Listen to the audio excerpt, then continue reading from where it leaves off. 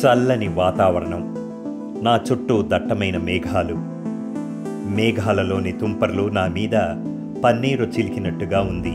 ఈ 480 మెట్లు పూర్తి చేసి పైకి చేరితే మనం ముల్లయ్యనగిరి పర్వత శిఖరం చేరుతాం. మేఘాలు తెరలు తెరలుగా కళ్ల ముందు కనువిందు చేస్తున్నాయి. కష్టపడి 3 కిలోమీటర్లు నడిచి ఈ 480 మెట్లెక్కి పైకి చేరుకున్నాం. నాకెందుకో కానీ మౌంట్ ఎవరెస్ట్ ఎక్కినంత ఆనందంగా ఉంది.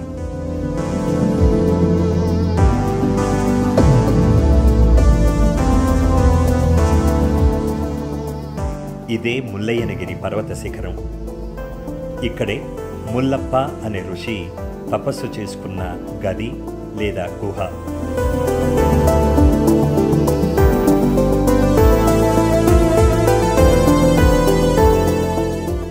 ఈ 7-8 మెట్లెక్కితే ఫైనల్ పాయింట్కి చేరుకుంటాం. ఇదండి ముల్లయ్యనగిరి పర్వత శిఖరం. ఎదురుగుండా ఈ పిరమిడ్ లాంటి మరొక చిన్న కొండ చూడండి. ఓసారి ఈ శిఖరం చుట్టూ తిరగొద్దామా ఈ చల్లని వాతావరణంలో?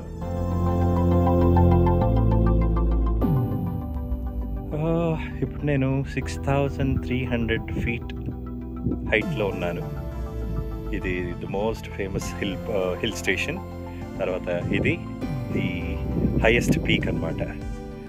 So this is the most beautiful place.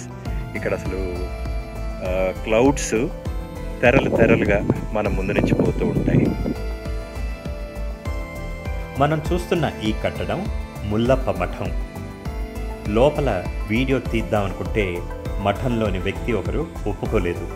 అందుకే ఇక్కడి నుంచే కాస్త మీకు చూపించడం కోసం ప్రయత్నం చేస్తున్నాను.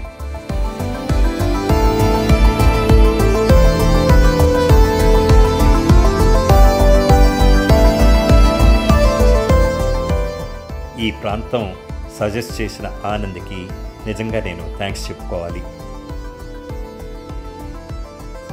లోకల్ ప్రజలు ఈ ప్రాంతాన్ని ముల్లయ్యనగిరి అని పిలిస్తే పర్యాటకులు ముల్యాన్గిరి అని పిలుస్తుంటారు. నేను కూడాను అదే పొరపాటు చేశాను. జీవితం చాలా విచిత్రమైందని అంటారు. ఏది మనం అనుకున్నట్టుగా జరగదు.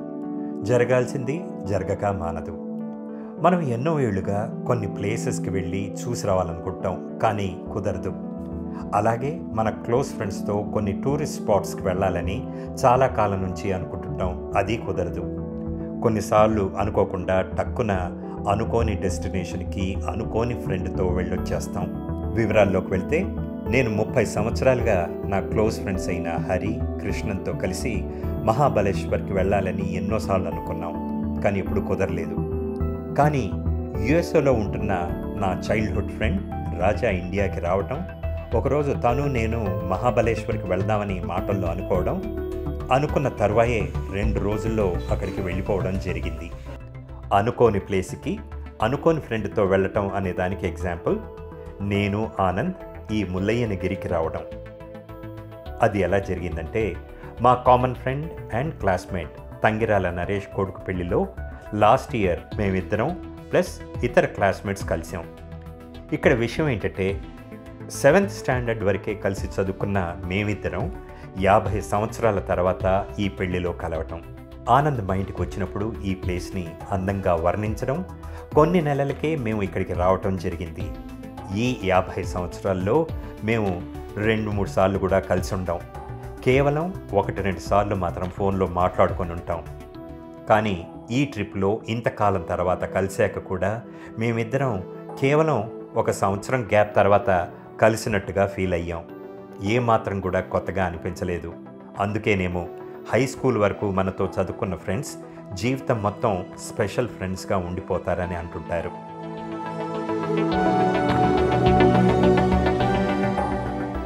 చిక్మగళూరులో ఇంకా మీరు చూడదగ్గ టూరిస్ట్ డెస్టినేషన్స్ వచ్చేసి Hebbe falls, Z point, Kudremukh point, Baba Budangiri, Jhari waterfalls, Hire Kolale lake, Shri Veeranarayana ఆలయం, Kudremukh national park, Bhadra wildlife sanctuary, Kalasa waterfalls ఇవి అతి ముఖ్యమైనవి.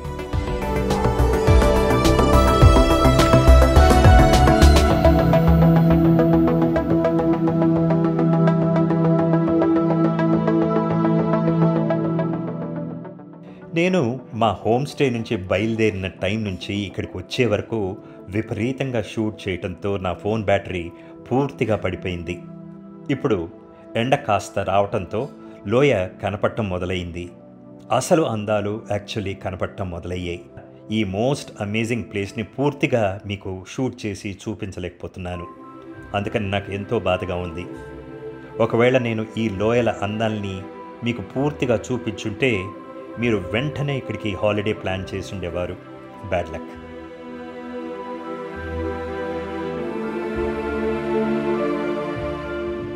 పొద్దు నుంచి మనసుతో కప్పబడి ఏమీ కనపడలేదు, మొత్తం గ్రే. ఇప్పుడు మళ్ళీ కమ్ముకుంటుంది కానీ but otherwise it is such a lovely place.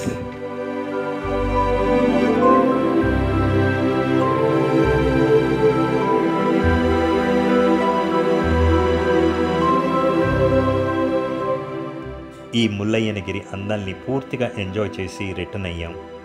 ఈ కాఫీ తోటల మధ్యగా మా ప్రయాణం సాగింది. ఇది ఒక మర్చిపోలేని అనుభూతి.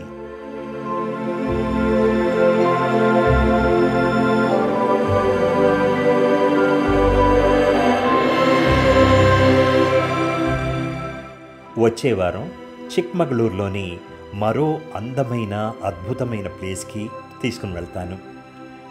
ఈ ప్రాంతం పేరు మల్లందూర్ సన్సెట్ పాయింట్. ఇక్కడ నేచర్ అత్యద్భుతంగా ఉంటుంది.